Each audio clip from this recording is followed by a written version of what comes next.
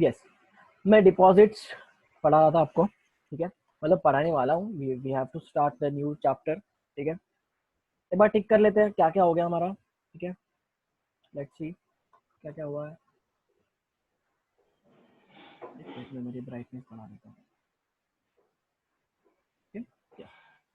तो हमारा introduction to corporate finance हो गया है, sources of corporate finance, issue of shares हो गया, इश्यू ऑफ डिवेंचर्स हो गया, डिपॉजिट्स हम लोग अभी करने वाले हैं, तो ये नहीं हुआ, ठीक है। पेज नंबर 18, ठीक है।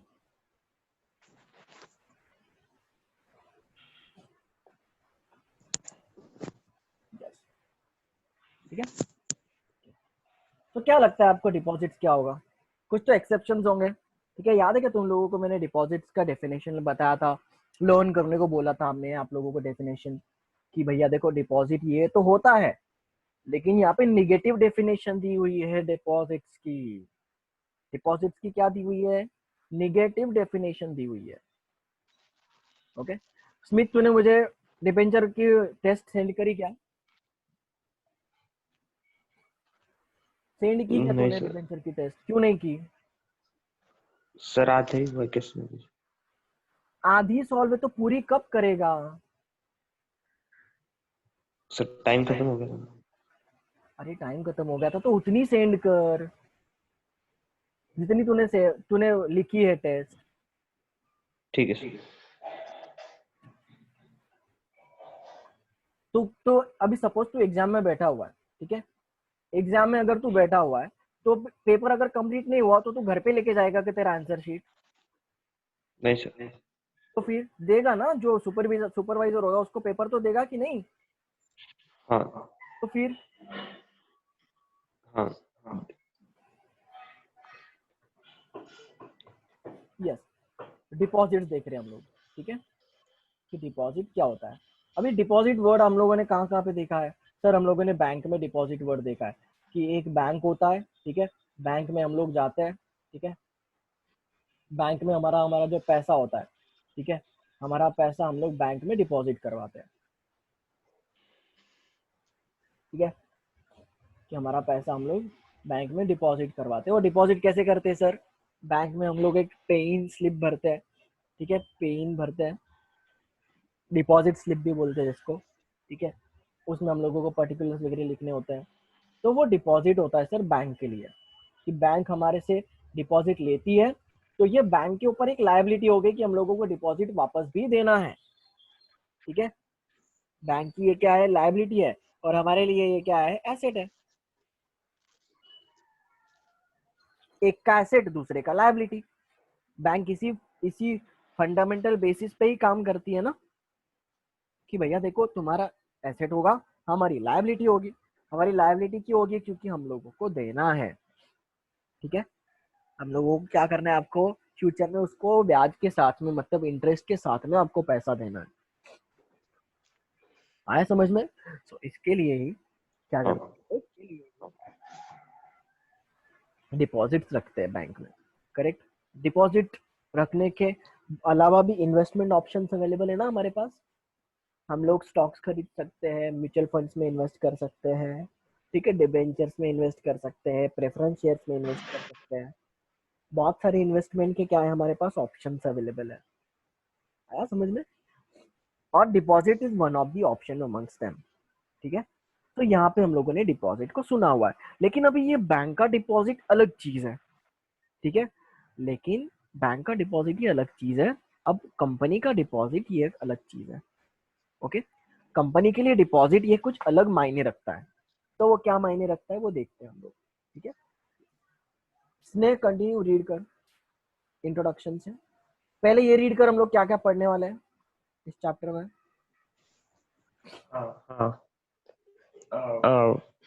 Acceptance of deposit, terms and conditions of for acceptance of deposit, procedure for accepting deposits from public, procedure for accepting deposits from members. Okay, ठीक है। तो हम लोग यहाँ पे चार चीजें सीखने वाले हैं, कि डिपॉजिट एक्सेप्ट कंपनी क्यों करती है, कैसे करती है और कहाँ से करती है, ठीक है। Terms and conditions of accepting क्या है, मतलब क्या कि कंपनी अगर डिपॉजिट एक्सेप्ट कर रही है तो उसको क्या क्या फॉलो करना पड़ेगा। ठीक है, कंपनी ने कोई डिफॉल्ट नहीं बनाना चाहिए। ठीक है, उसके बाद में कंपनी ने कोई भी क्या बोलते हैं, किसी डिबेंचर होल्डर का पैसा वापस नहीं किया हो, ऐसा नहीं होना चाहिए। ठीक है, या फिर कंपनी ने अगर बैंक से लिया है तो उसको डिपॉजिट नहीं ट्रीट किया जाएगा, उसको लोन ही ट्रीट किया जाएगा। आए समझ में। Next is procedure for accepting the deposit, कि डिपॉजिट एक्सेप्ट करने की प्रोसीजर क्या है। ठीक है, और यहाँ पे दो चीज है कि या तो हम लोग पब्लिक से डिपॉजिट एक्सेप्ट कर रहे हैं या तो खुद के ही एग्जिस्टिंग मेंबर्स जो है, ठीक है, जो एग्जिस्टिंग शेयर होल्डर्स है या फिर एग्जिस्टिंग डिबेंचर होल्डर्स है, उनको हम लोग ऑप्शन दे रहे हैं, या फिर डायरेक्टर्स है उनको ऑप्शन दे रहे हैं कि भैया तेरे को डिपॉजिट देना है क्या। ठीक है, नेक्स्ट इज आगे पढ़ो introduction. Introduction. Uh, Accepting deposits from the public or from its own members is one of the source of raising funds for a company.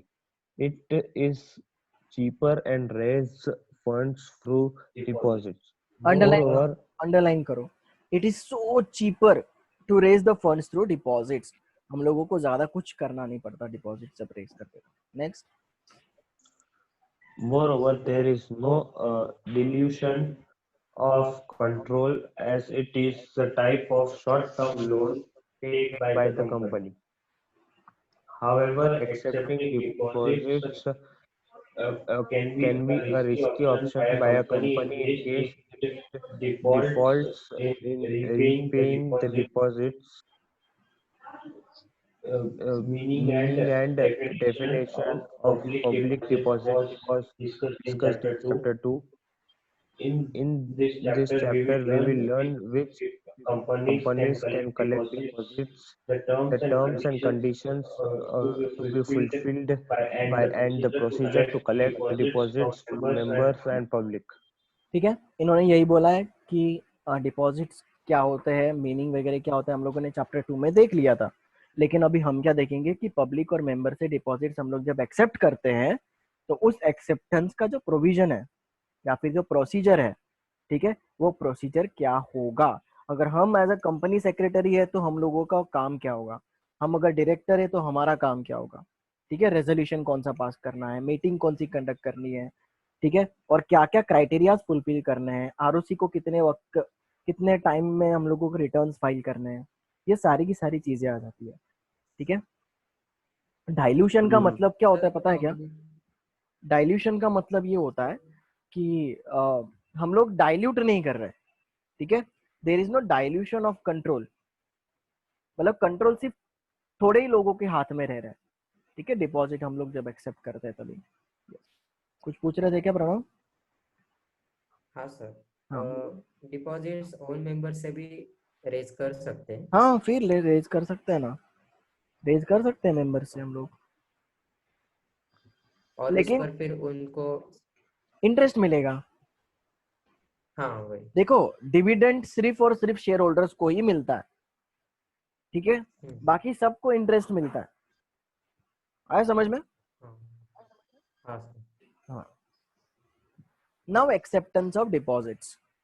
ठीक है, अभी हम लोगों को ये डेफिनेशन, ठीक है, क्या करनी है, सबसे इम्पोर्टेंटली ये हम लोगों को ध्यान में रखना है कि कौन डिपॉजिट एक्सेप्ट कर सकता है और कौन डिपॉजिट एक्सेप्ट नहीं कर सकता।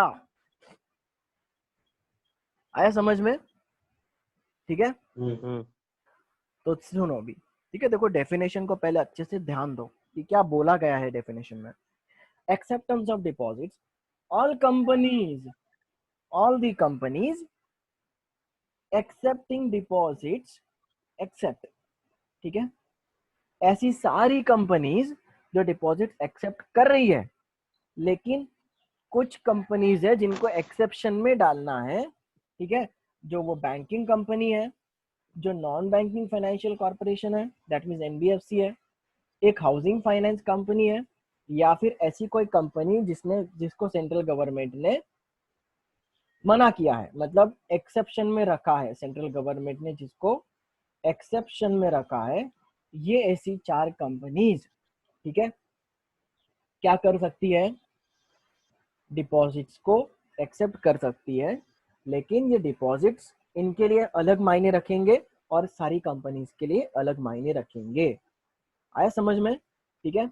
डायरेक्टिव्स क्या है? Official instruction. ठीक है, डायरेक्टिव्स का मतलब क्या है? ऑफिशियल इंस्ट्रक्शन है जो आरबीआई ने दी हुई है। ठीक है, यस। तो देखो नेक्स्ट इज फॉलोइंग। देखो इनको एक्सेप्शन में क्यों रखा गया है, इसका मेन रीजन मैं आपको बता दूं ना, एकदम सिंपल सा रीजन है, क्योंकि ना इनका जो काम है, ठीक है, देखो बाकी की कंपनीज, हम लोग अगर रिलायंस को देखें, ठीक है, रिलायंस का काम क्या है? बहुत सारे सेक्टर्स है, टेलीकॉम सेक्टर है, उसके बाद में रिलायंस ट्रेंड है, रिलायंस अपना इलेक्ट्रॉनिक मार्केट, रिलायंस डिजिटल है, रिलायंस मार्ट है। ठीक है, तो ये सब क्या करता है? ये रिलायंस प्रोडक्ट्स को इलेक्ट्रॉनिक। बेचता है। क्या करता है? ये प्रोडक्ट्स को बेचता है, बराबर ना? लेकिन हम लोग अगर एसबीआई की बात करें, स्टेट बैंक ऑफ इंडिया की बात करें, तो ये क्या कोई प्रोडक्ट वगैरह बेचता है क्या? नहीं। इसका मेन काम ही क्या है? डिपॉजिट एक्सेप्ट करना और लोन को देना।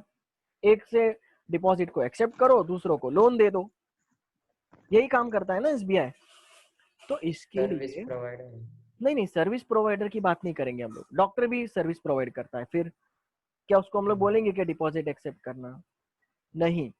ठीक है, नहीं। अगर रिलायंस डिपॉजिट एक्सेप्ट करता है तो कंपनीज एक्ट में उसको डिपॉजिट बोला जाएगा।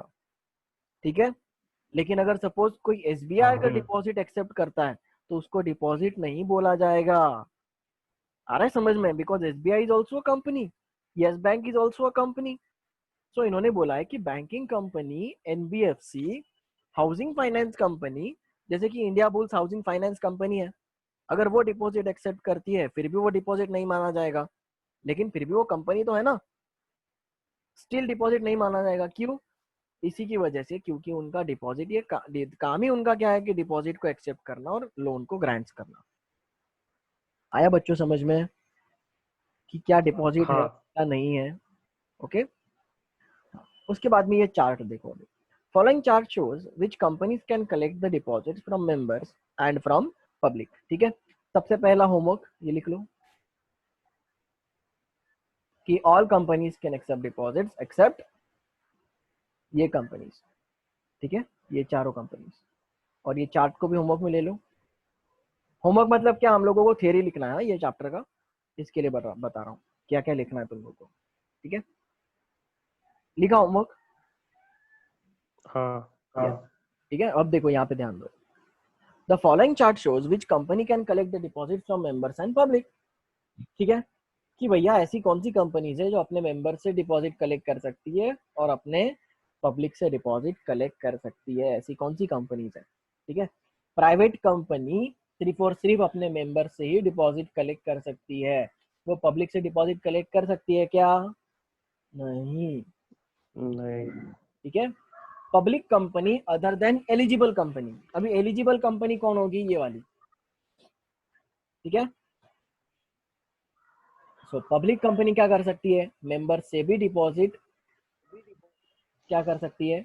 अपने मेंबर से ही डिपॉजिट कलेक्ट कर सकती है। ठीक है, अपने मेंबर से ही डिपॉजिट कलेक्ट कर सकती है। और जो एलिजिबल कंपनी होगा, ठीक है, एलिजिबल कंपनी अपने मेंबर से भी कर सकती है, पब्लिक से भी कर सकती है, और गवर्नमेंट कंपनी सिर्फ और सिर्फ पब्लिक से ही कर सकती है। क्योंकि जो मेंबर्स है, ठीक है, गवर्नमेंट कंपनी के जो मेंबर्स है, वो ज्यादा से ज्यादा मेंबर्स कौन होते हैं? अपनी खुद की गवर्नमेंट ही होती है, इसके लिए उसका नाम गवर्नमेंट कंपनी है ना। कि मोर देन 51% शेयर किसके हाथ में होता है? याद है कि हम लोगों ने डेफिनेशन लिख ली थी गवर्नमेंट। कि more than 50% of the share is held by the government company. या फिर सेंट्रल गवर्नमेंट, या फिर थोड़ा सा बाय स्टेट, थोड़ा सा बाय सेंट्रल। याद है मैंने ये डेफिनेशन आप लोगों को बताई थी गवर्नमेंट कंपनी की। ठीक है, हाँ। तो अभी देखते हैं, रीड कंटिन्यू कर स्नेह। प्राइवेट एक मिनट। एक्सेप्टेंस 80 पेज, सर थोड़ा नीचे का। 80 पेज नंबर दिख तो रहा है? नहीं दिख रहा है क्या? हाँ दिखा। हाँ, okay. Private company. A A company company can can accept accept deposit deposit from its members members of directors or relatives of directors. Yes, इसको अंडरलाइन Public करो, company. अंडरलाइन करो। मेंबर्स से भी कर सकती है, डायरेक्टर से भी कर सकती है, और रिलेटिव्स ऑफ डायरेक्टर से भी कर सकती है, ठीक है। और पब्लिक कंपनी, लेकिन ऐसी पब्लिक कंपनी जो एलिजिबल नहीं है। हाँ, Public public company company other other than than eligible eligible company. company.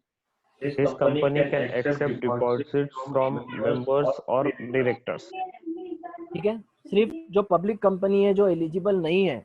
अभी एलिजिबल हम देखेंगे कि सर एलिजिबल का मतलब क्या होता है, वो देखेंगे कि ऐसी कौन सी कंपनी है जो एलिजिबल कंपनी है। एलिजिबल का मतलब क्या, उतनी कंपनी की औकात है, ठीक है। एलिजिबल का मतलब क्या, औकात है वो कंपनी की, ठीक है। यस, तो एलिजिबल कंपनी का मतलब क्या है, देखो, ऐसी एलिजिबल कंपनी है जिसका नेटवर्थ, ठीक है, जो 100 करोड़ से उसका नेटवर्थ नहीं है। अब नेटवर्थ का मतलब क्या होता है,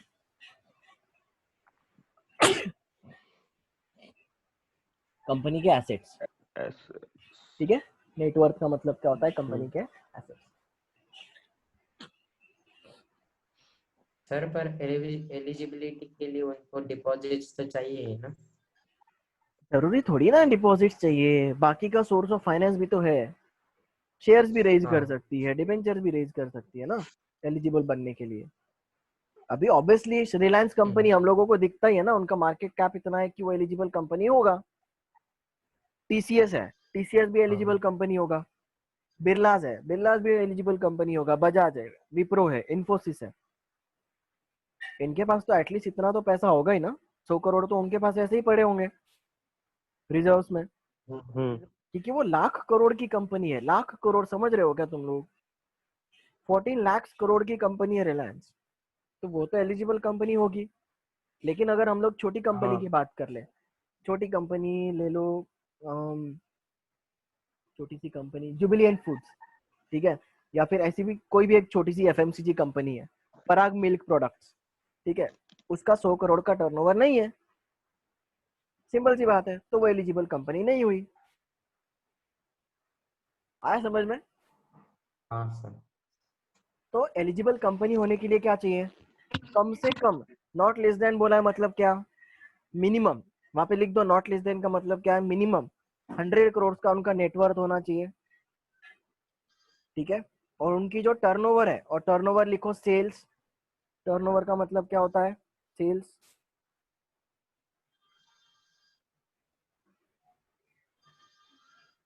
ठीक है। टर्नओवर का मतलब होता है सेल्स। उनकी सेल्स कितनी होनी चाहिए, मिनिमम 500 करोड़ की होनी चाहिए। कितनी होनी चाहिए, 500 करोड़, ठीक है। और तीसरी कंडीशन क्या है, उनको अप्रूवल लेना पड़ेगा, किन से, शेयर होल्डर से। और कौन सा रेजोल्यूशन पास करके, स्पेशल रेजोल्यूशन। एग्जैक्टली, ठीक है।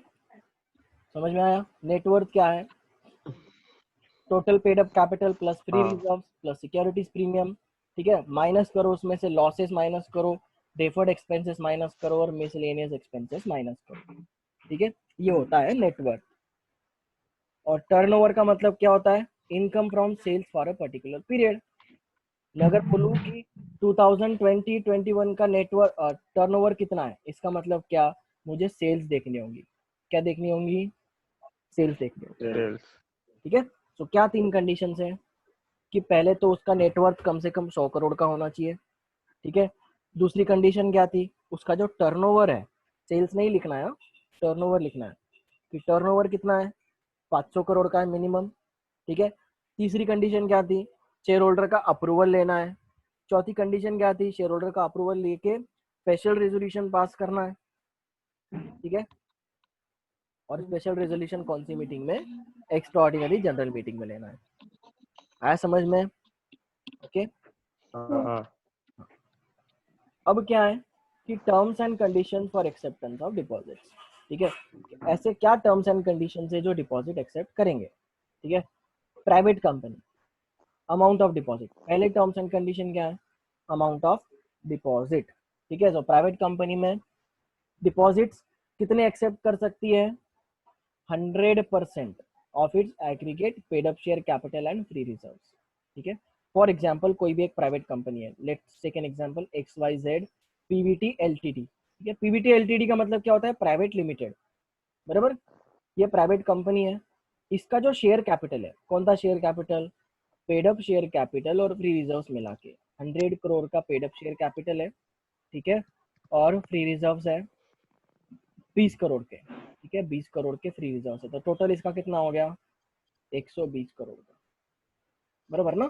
तो ये डिपॉजिट्स कहाँ तक मैक्सिमम कर सकती है? मैक्सिमम कितना डिपॉजिट एक्सेप्ट कर सकती है बच्चों? 100% बोला है ना, तो 120 करोड़ का 100% कितना होता है? निकालो कितना होता है? 20 करोड़।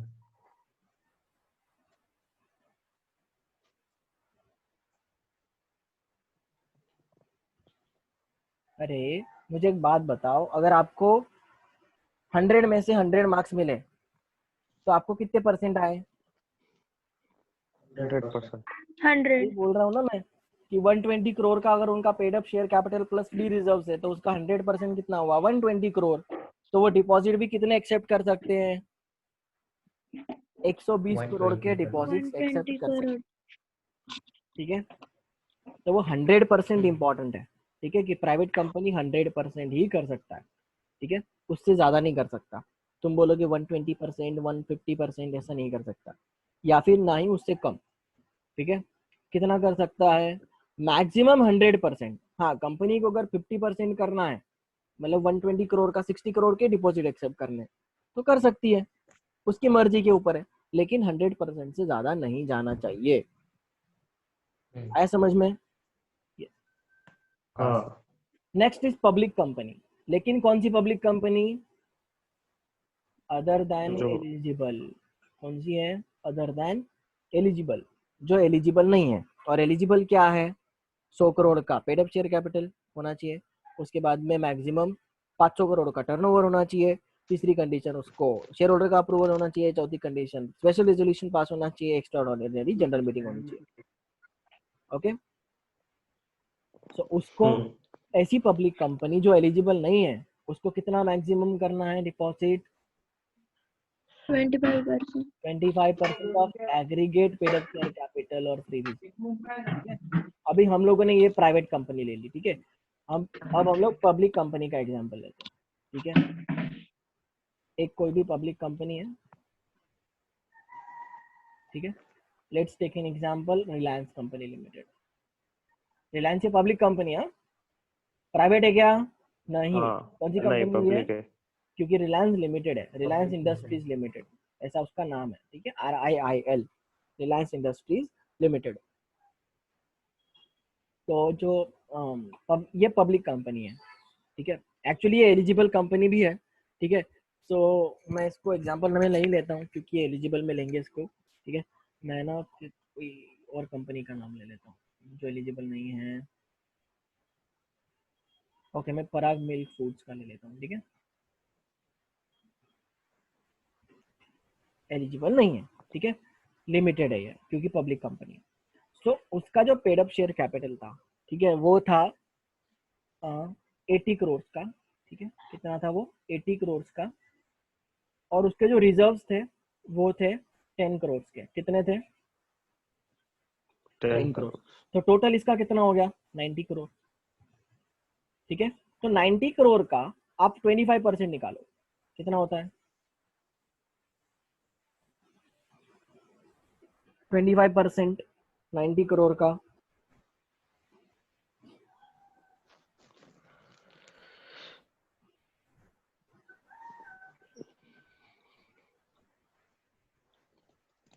₹15 करोड़ होता है ना?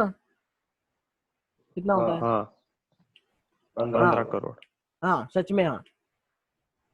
अबे गधो, 22.5 करोड़ होता है ना? Oh. 22। तो फिर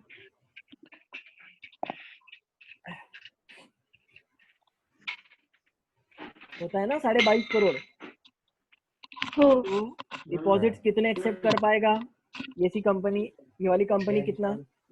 हाँ, 22.5 करोड़ तक के ही मैक्सिमम डिपॉजिट एक्सेप्ट कर पाएगा। ओके,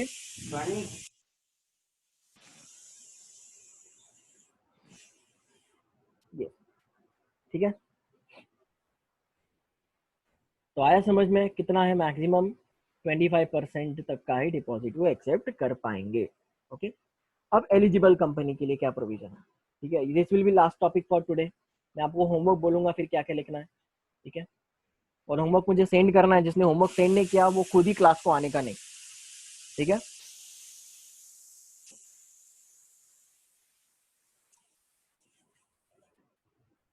ठीक है, होमवर्क क्या है अभी, नहीं पहले ये देख लेते हैं एलिजिबल कंपनी को क्या है। अगर एलिजिबल कंपनी, देखो हम लोगों ने क्या देखा है कि एलिजिबल कंपनी पब्लिक से भी कर सकती है और मेंबर से भी कर सकती है। ये तो हमारा पॉइंट क्लियर है कि सर एलिजिबल कंपनी ये पब्लिक से भी कर सकती है और मेंबर से भी कर सकती है, ठीक है।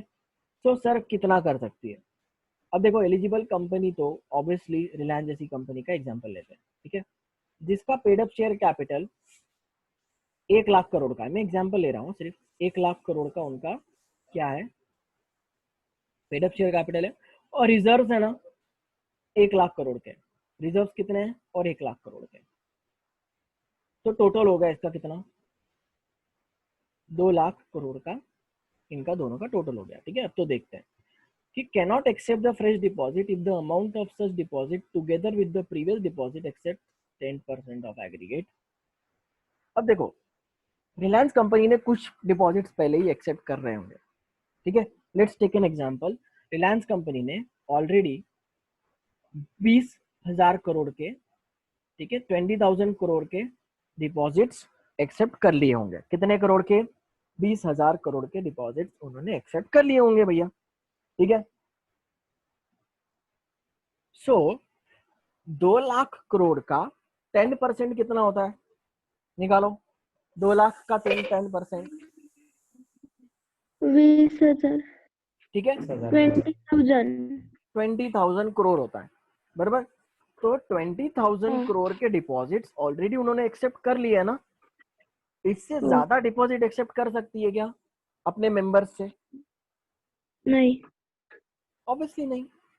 अपने खुद के मेंबर को 10% का डिपॉजिट ऑलरेडी उन्होंने एक्सेप्ट कर लिया है, लेकिन अगर सपोज उनके मेंबर से उन्होंने सिर्फ 20 नहीं, ठीक है 20 नहीं, सिर्फ 10,000 करोड़ का डिपॉजिट एक्सेप्ट किया होता, तो अब भी वो डिपॉजिट एक्सेप्ट कर सकती थी क्या, हाँ सर कर सकती थी, लेकिन कितना कर सकती थी मैक्सिमम, सिर्फ और सिर्फ, और नहीं। आगे 10,000 करोड़ का डिपॉजिट एक्सेप्ट कर सकती थी, ठीक है। आया समझ में एलिजिबल कंपनी का प्रोविजन, ठीक है। हो। ये तो हो गया सिर्फ मेंबर के बारे में, ठीक है। अब आते हैं पब्लिक के बारे में, ठीक है, ये हो गया मेंबर के बारे में। अब है पब्लिक। अब जब पब्लिक से रिलायंस कंपनी ने डिपॉजिट एक्सेप्ट किया होगा, ठीक है, सो वो डिपॉजिट किससे एक्सीड नहीं होने चाहिए, 25% से एक्सीड नहीं होने चाहिए, ठीक है। सो 2 लाख का 25% कितना होता है, निकालो, 2 लाख करोड़ का 25% होता है 50,000 करोड़, बराबर ना। तो भैया यहाँ पे मैक्सिमम लिमिट तो तय हो गई कि कंपनी थी 2 लाख करोड़ की, ठीक है, मतलब उनका पेड अप शेयर कैपिटल और जो रिजर्व थे वो मिला के 2 लाख करोड़ थे, 2 लाख करोड़ के 25% है 50,000, और अगर सपोज पब्लिक कंपनी से ऑलरेडी उन्होंने 25,000 ले चुके हैं, ठीक है, तो और ज्यादा वो कहाँ तक डिपॉजिट एक्सेप्ट कर पाएंगे एडिशनली, 25,000। सिंपल, कि वो एडिशनली 25,000 करोड़ के डिपॉजिट्स और एक्सेप्ट कर पाएंगे। बच्चों समझ में आया तुम लोगों को मैं क्या बोलना चाहता हूँ, ठीक है। एक बार फिर से रिवाइज कर ले इसको फटाफट कि भैया प्राइवेट कंपनी में सर वो 100% तक के डिपॉजिट एक्सेप्ट कर सकते हैं, उससे ज्यादा नहीं कर सकते, ठीक है। पब्लिक कंपनी में सर वो लोग सिर्फ जो अदर देन एलिजिबल कंपनी है वो 25% तक कर सकती है डिपॉजिट एक्सेप्ट, ठीक है। और जो एलिजिबल कंपनी होगी, ठीक है, और एलिजिबल भी कौन सी होगी, पब्लिक ही होगी, प्राइवेट होगी क्या एलिजिबल, नहीं, सिर्फ एलिजिबल कौन सी होगी, पब्लिक होगी। तो पब्लिक क्या करती है, एलिजिबल मेंबर से भी एक्सेप्ट कर सकती है, पब्लिक से भी डिपॉजिट एक्सेप्ट कर सकती है। अगर मेंबर से करना होगा तो मैक्सिमम 10%, लेकिन 10% का भी क्या है, टर्म्स एंड कंडीशंस अप्लाई। तो टर्म्स एंड कंडीशंस क्या है उसके, कि अगर एग्जिस्टिंग उसके ऑलरेडी 10% है तो उससे ज्यादा वो एक्सेप्ट नहीं कर सकती, लेकिन अगर फिर भी वो गैप बचा हुआ है 10% का तो वो उतने मैक्सिमम कर सकती है। सेम प्रोविजन 25% के लिए, बराबर। तो 25% का क्या क्राइटेरिया होगा कि 25% तक के डिपॉजिट्स वो लोग एक्सेप्ट कर सकते हैं पब्लिक से, ओके। और जितना भी गैप होगा वो 25% तक ही फुलफिल हो सकता है, ठीक है, आया समझ में। और सबसे सिंपल सी बात है गवर्नमेंट कंपनी का, गवर्नमेंट कंपनी में कुछ भी याद नहीं रखना है आपको, सिर्फ 35% याद रखना है, ठीक है। कोई भी एक गवर्नमेंट कंपनी है, let's take an example, Bharat Electronics Limited is a government company, ठीक है। कौन सी कंपनी है? गवर्नमेंट कंपनी है भारत इलेक्ट्रॉनिक्स लिमिटेड। अगर वो कंपनी होगी 500 करोड़ की, ठीक है, कंपनी कितने करोड़ की है? 500 करोड़ की कंपनी है, तो उसका 35% निकाल लो, ठीक है। समथिंग अराउंड 18.5 या फिर 180 करोड़, कितने डिपॉजिट एक्सेप्ट कर पाएगी वो? 180 करोड़। 175। 175 आ रहा है क्या? ओके, तो 175 जो भी what ever the figure is, तो वो मैक्सिमम इतना डिपॉजिट 35% आना चाहिए, ठीक नहीं है। 165, हाँ। हाँ जो भी होगा, जो भी होगा, ठीक है, जो भी होगा उतने वो डिपॉजिट्स वो एक्सेप्ट करनी चाहिए, आया समझ में? पक्का? हाँ सर। ठीक है, तो this was it for today guys. आपको अभी होमवर्क क्या क्या करना है? ये वाला लिखना है, ठीक है, ये वाला लिखना है, और है ना ये जो टर्म्स एंड कंडीशंस है, ठीक है, इनको एकदम शॉर्ट में लिखना है। शॉर्ट में कैसे लिखोगे? देखो, फॉर एग्जांपल अगर प्राइवेट लिमिटेड बोला, ठीक है, तो प्राइवेट लिमिटेड में आप ये पूरा नहीं लिखोगे, इज इक्वल टू करके लिखोगे 100%, ब्रैकेट में लिखोगे paid up share capital PSC plus FR that is free reserves, 100% of free reserve and paid up share capital. फिर बी लिखोगे public limited company other than eligible company, तो कितना लिखोगे? Bracket में 25%, ठीक है, और ब्रैकेट में सॉरी ये ब्रैकेट में नहीं लिखोगे, 25% ब्रैकेट में PSR plus sorry PSC paid up share capital plus FR that is free reserve, इतना मैक्सिमम वो कर सकती है। और एलिजिबल कंपनी में फिर ये वाला चार्ट पूरा ड्रॉ करोगे। इतना पूरा होमवर्क मुझे आज के आज सेंड होना चाहिए, ठीक है। और गवर्नमेंट कंपनी में इज इक्वल टू करके लिखना है 35%, ठीक है। इतना होमवर्क मुझे आज के आज सेंड होना ही चाहिए, मुझे कोई रीजंस नहीं चलेंगे। स्मिथ समझा क्या? नहीं तो मैं आज तेरे मॉम को फोन करने वाला हूँ। प्रणव आज के आज मुझे होमवर्क सेंड होना चाहिए, मुझे कोई रीजंस नहीं चाहिए, ठीक है। स्नेह हाँ समझ में आया? सर, वो पेपर में डाउट था मुझे। किसमें? सर अच्छा के पेपर में एग्जाम्स में, हाँ एग्जाम के पेपर में डाउट था, ये बताओ क्या डाउट था?